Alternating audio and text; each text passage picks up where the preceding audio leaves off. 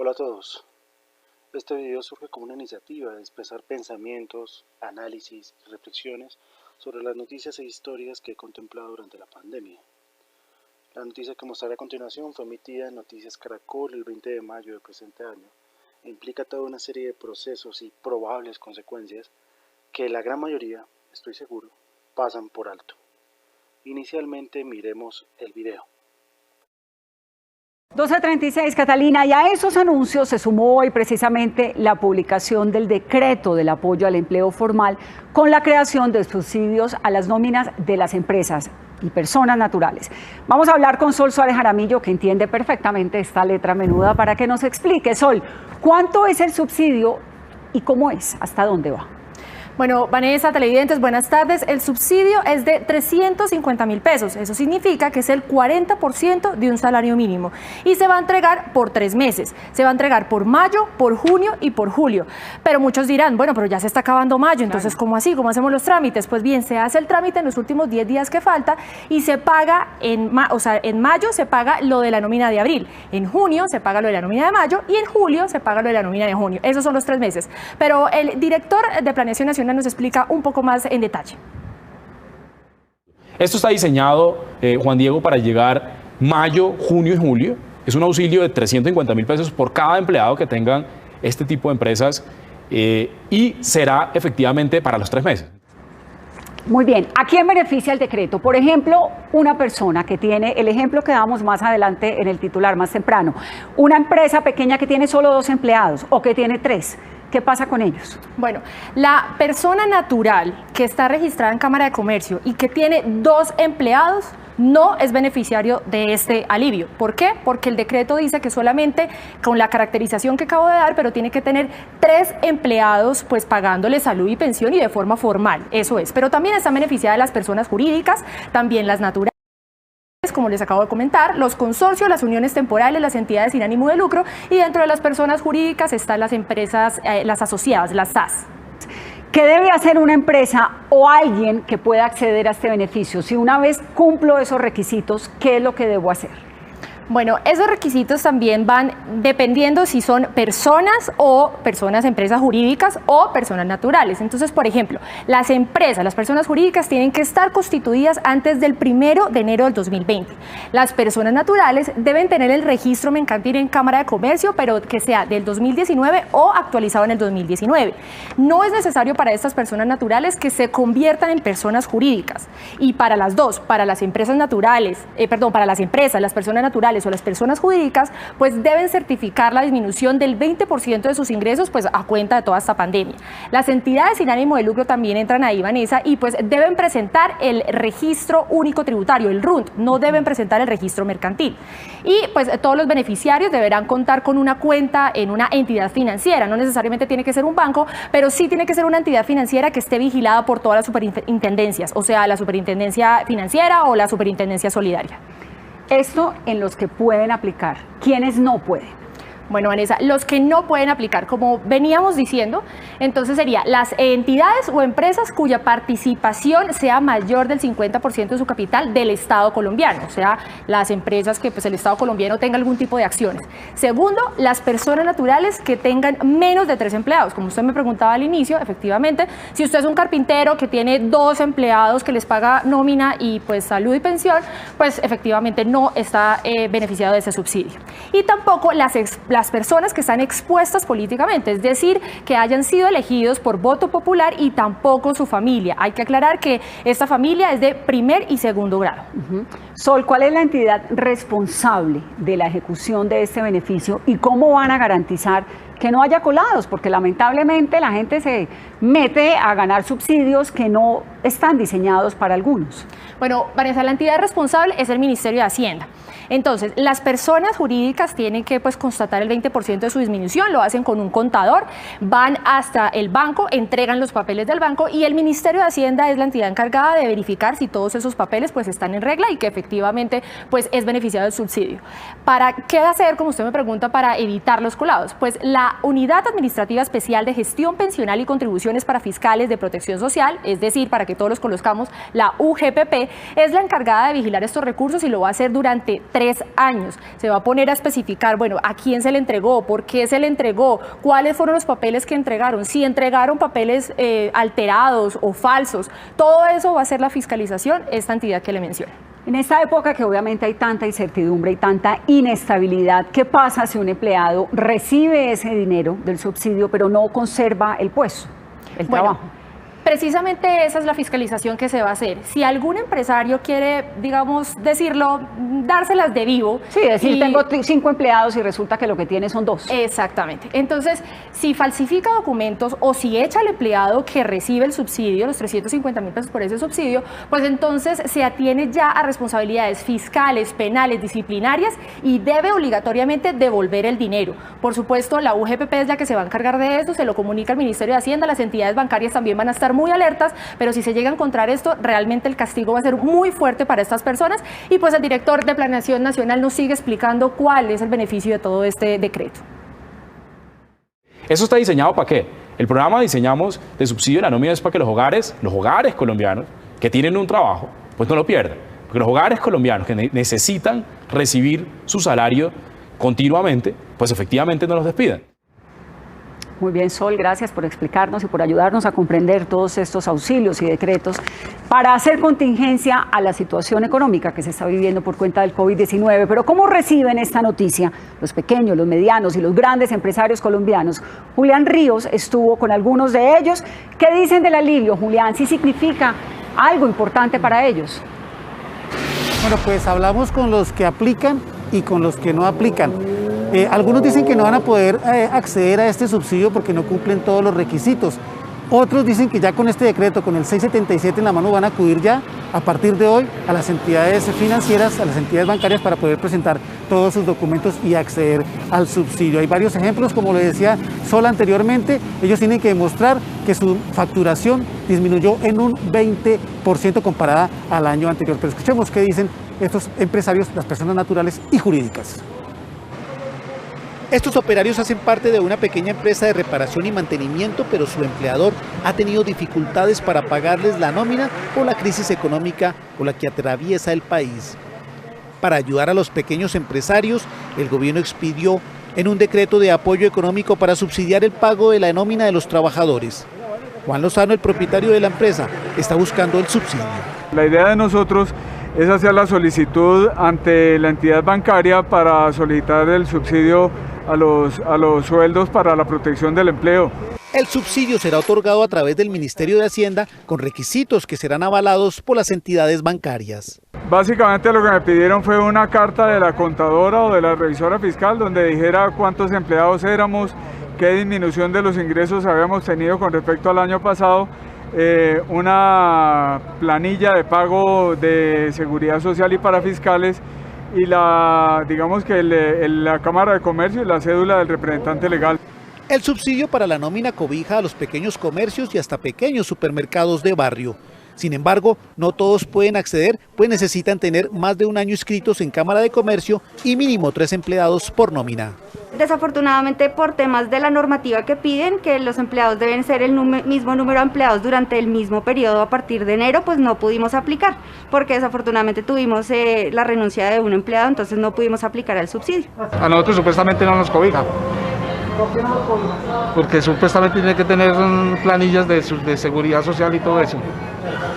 Entonces, ahí sí quedamos en la misma, no sabemos si sí o no. Otro de los requisitos es que los pequeños y medianos empresarios estén pagando la seguridad social de sus empleados. El subsidio será para quienes hayan tenido una disminución del 20% o más de sus ingresos. Se otorgarán aproximadamente 350.000 pesos por cada trabajador, o sea, un 40% de un salario mínimo. Bien, una vez vista la noticia y para empezar, pensemos sobre el hecho de que una política pública quede supeditada al criterio del sector privado y en específico los bancos es una cosa problemática. La ciudadanía debe recordar que anteriormente se giraron grandes cantidades de dinero, hablamos de billones, para que los bancos prestaran dinero a las empresas afectadas por la crisis del confinamiento y estas entidades no cumplieron su función.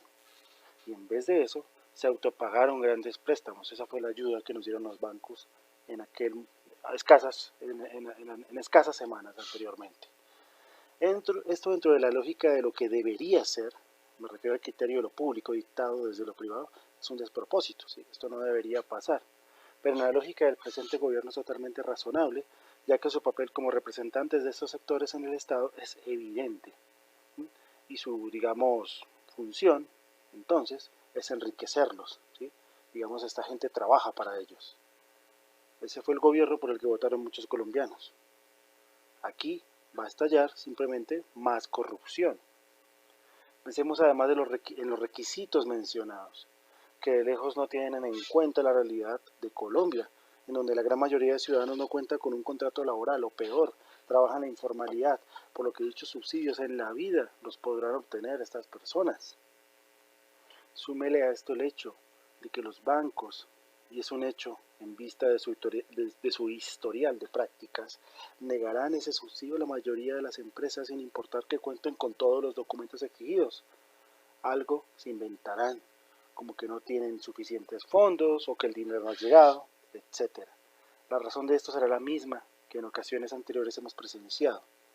La tal política de ayuda no es más que un sofisma, una mentira que disfraza a la vista de todos una táctica engañosa que nuevamente usa el gobierno para llenar las arcas de los bancos con efectivo. Dinero que el presente gobierno le debe a estas entidades por sus donaciones a la campaña, las cuales, como ustedes recordarán, ayudaron para que los medios mostraran a nuestro actual presidente jugando fútbol, tocando guitarra, o adivinando canciones de rock por la radio, o peor aún, en pleno debate de RCN, para elecciones presidenciales, sacaran su publicidad de campaña. No hay que olvidar los actos de canales como RCN. Así que desengañémonos de esa clase de políticos y gobernantes, y quienes piensen que Duque es el presidente, están en un grave error. Duque es un empleado, endeudado hasta las orejas de todo tipo de favores, y es para estos beneficiarios de su campaña que él trabaja, es para ellos que él trabaja, no para el pueblo colombiano. Es un mero empleado sin ningún poder de decisión. Parafraseando, como dijo Martin Luther King, y esto nos lleva a una situación muy actual en nuestros tiempos, vivimos en un mundo en donde los ricos gozan del socialismo. Sí, ya lo voy a explicar. Esta cuestión es que ante una crisis, el gobierno saca dinero de nuestros impuestos para salvarlos, les regala el dinero cuando ellos están en quiebra o en peligro de quebrar. Pero si una empresa pequeña está en riesgo, llega a quitarle todo lo que le queda y a castigar con penas de cárcel, expropiación y humillación. Por no ser suficientemente emprendedor, dirían ellos, es que usted es pobre porque quiere, por ser un atenido, ¿sí? Porque es que, como dice nuestra vicesubpresidenta, son las personas de abajo, las personas que tienen necesidades, los que son más atenidos, no los bancos a los que les regalan dinero, o a Bianca. Y esto entonces, de nuevo, socialismo para los ricos, capitalismo total y puro para los pobres. Si sugerimos entre comillas ese tirar el hilo y vamos bajando varios peldaños, esta estructura, digamos, pensémoslo así como una estructura, ya que los medios oficiales o noticieros, que es por donde empecé, son un escaparate de propaganda que se vende al mejor postor. Si no, preguntes cuánto se ha gastado el presidente de gobierno en publicidad durante la actual coyuntura de salud pública y económica. Bajando un poquito esta estructura nos encontramos a la policía. Y perdónenme que yo diga esto, pero son puros guachimanes glorificados. Y mis respetos a los guachimanes que cumplen una ardua labor por sus sueldos que muchas veces son miserables, por unos sueldos que muchas veces son miserables. Pero esos policías que, comparados con el resto de la población, están muy bien pagados, distan mucho de lo que debería ser un funcionario público, un servidor. ¿Sí?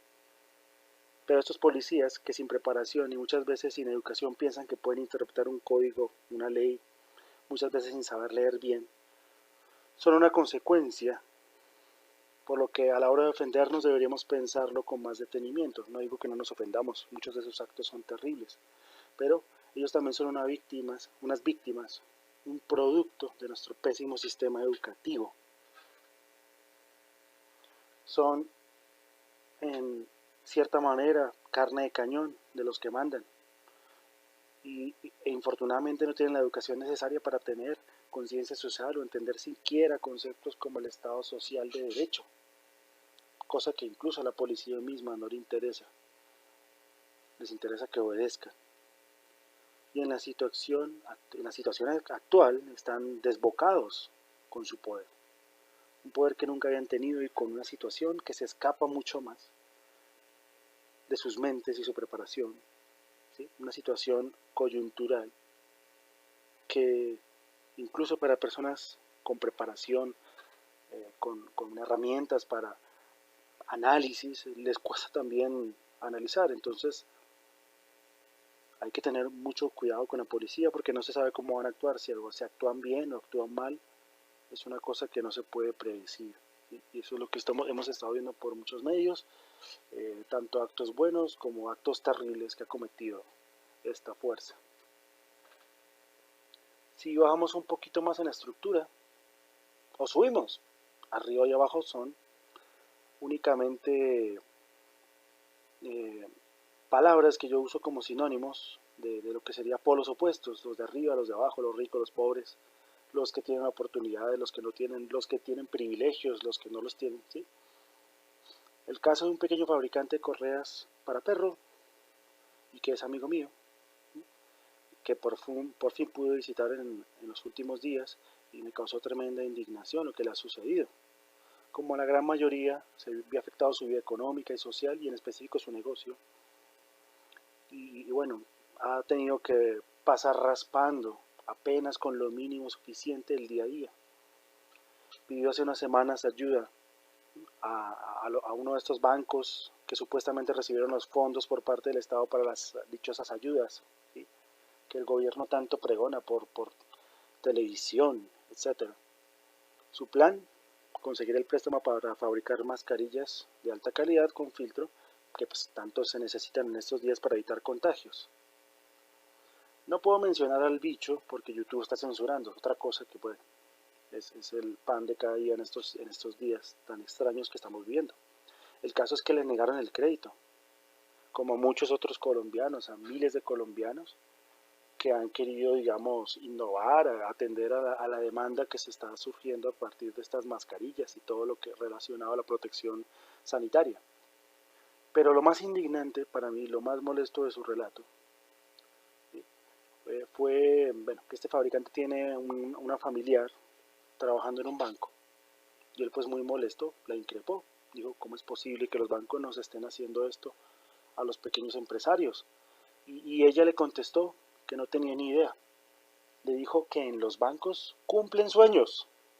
¿Se imaginan? Pónganse en los zapatos de este fabricante del barrio Restrepo y que su propia familia, estando al otro lado, digamos, de una situación, ¿sí? Que trabaja para un banco. Además que estamos hablando de una persona que no es que sea un alto mando de uno de estos bancos, ¿no? Es una simple persona que atiende cara a cara en estas oficinas, ¿sí? Una persona que la tienen a un sueldo que realmente, bueno, ¿sí? Ustedes imaginarán que una persona de estas esté tan imbuida dentro de su falsa realidad y que se crea ese cuento de que en los bancos cumplen sueños. Es una cuestión absurda. Para concluir este relato, a mi amigo, por ser un fabricante pequeño, no le quisieron vender unos metros de material necesario para fabricar las mascarillas. No, tenía que comprar el rollo completo, y este rollo vale más de 4 millones de pesos. Mientras tanto, mucho material, mucho stock se acumula en las bodegas. Prefieren no vender y especular, esperar a que la situación de necesidad se incremente para poder ellos enriquecerse. Entonces, juegan con las necesidades de la gente, no solo la necesidad de las mascarillas, sino la necesidad de trabajar de muchas personas que vieron gravemente afectada su situación, su actividad normal o cotidiana más bien, por causa de esta coyuntura. Y bueno, lo que son las ironías de la vida, de la misma forma que estos bodegueros tratan a sus pequeños clientes, pues ellos muchas veces son atendidos de la misma forma por los bancos, ¿sí? para los cuales estos bodegueros, que se creen ricos por tener una bodega llena de material que no quieren vender, pues para estos bancos asimismo, guardando las perspectivas y sobre todo las proporciones, pues estos bodegueros son insignificantes, son unos pobretones que no piden o que no pueden hacer préstamos cuantiosos en la perspectiva de estos bancos. El pensamiento y la discriminación económica no solo es una cosa de ricos y pobres, sino que es estructural, desde lo bajo hasta lo alto. Desafortunadamente pensamos que porque tenemos un poquito más que el otro, entonces podemos despreciarlo. Es una cosa absurda. Me encantaría terminar entonces con este pequeño aparte de un libro que leí hace mucho tiempo. Dice más o menos así: los sapos que toda la vida han habitado su pequeña cloaca jamás podrán entender la inmensidad del mar, ni aunque se los lleve la corriente. Ayudémonos entre nosotros. Que tengamos algo más que el otro no nos hace millonarios, y al Estado no le importamos, ni mucho menos a los que están bien arriba, o por lo menos a la mayoría. Gracias.